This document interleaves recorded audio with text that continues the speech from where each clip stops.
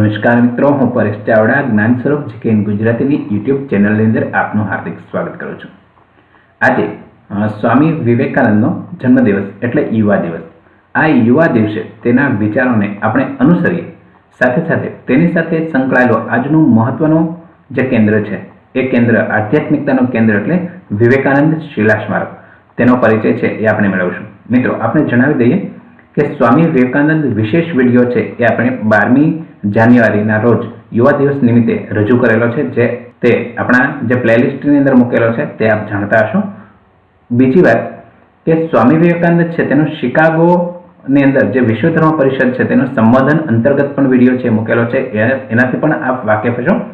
અને આજનો સ્વામીજી વિશેનો આ ત્રીજો વિડીયો છે જે આપની સમક્ષ સામે રજૂ કરી રહ્યા છે, જે વિવેકાનંદ શિલા સ્મારકનો પરિચય છે એ આપણે મેળવીશું। તો આ ત્રણ વિડીયોની જે લિંક છે એ હું અહીંયા તમને ડિસ્ક્રિપ્શનની અંદર આપી દઉં છું, તો આપ ત્યાંથી એ વિડીયો છે એ જોઈ લેજો। તો કરીએ મિત્રો શરૂઆત। વર્ષ 1892માં સ્વામી વિવેકાનંદ રાષ્ટ્ર વિકાસ માટે ભારત યાત્રા પર નીકળ્યા હતા। તો ડિસેમ્બર માસની અંદર દક્ષિણ ભારતના તમિલનાડુમાં તે પહોંચ્યા અને ત્યાં તેમણે દરિયાની વચ્ચે એક શાંત શિલા જોઈ। સ્વામીજી દરિયો તરી અને શિલા સુધી પહોંચી ગયા અને આ શિલા પર સ્વામીજીએ વર્ષ 1892ના ડિસેમ્બર માસમાં સતત 3 દિવસ સુધી ધ્યાન કર્યું હતું। આ 3 દિવસ એટલે 25, 26 અને 27 ડિસેમ્બર।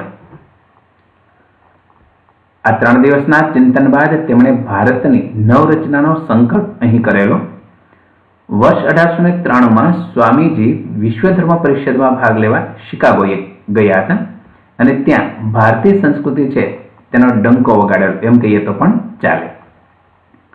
39 વર્ષ 5 મહિના અને 22 દિવસના ટૂંકા જીવનમાં તેમણે વિશ્વમાં હિન્દુ ધર્મનો જયજયકાર છે એ કરાવ્યો હતો એમ કહી શકાય। વર્ષ 1970માં સ્વામીજીએ જ્યાં 3 દિવસ ચિંતન કરેલું એ સ્થળ પર વિવેકાનંદ શિલા સ્મારક છે બનાવવામાં આવ્યું, જેનો આપણે આજે પરિચય મેળવી રહ્યા છીએ। આ સ્મારક બનાવવામાં એકનાથજી રાનડેએ સખત 6 વર્ષ સુધી મહેનત છે એ કરી હતી। લાલ રંગના પથ્થરની એક મોટી શિલા પર અજંતા ઇલોરાની ગુફાના સ્થાપત્ય શૈલીવાળું આ સ્થાપત્ય કલાનો ઉત્તમ નમૂનો છે એ ગણાવી શકાય। લાલ રંગના પથ્થરથી નિર્મિત આ ભવનમાં સ્વામી વિવેકાનંદની 8 ફૂટ ઊંચી કાંસાની પ્રતિમા છે એ બનાવવામાં આવી છે અને આ સ્મારક આજે દેશ માટે દેશપ્રેમ, દેશ સેવા, એકતા, બંધુત્વ, અખંડિતતા અને સંસ્કૃતિ અસ્મિતા અને વિશ્વ બંધુત્વની ભાવનાનો સંદેશ આપી રહ્યું છે।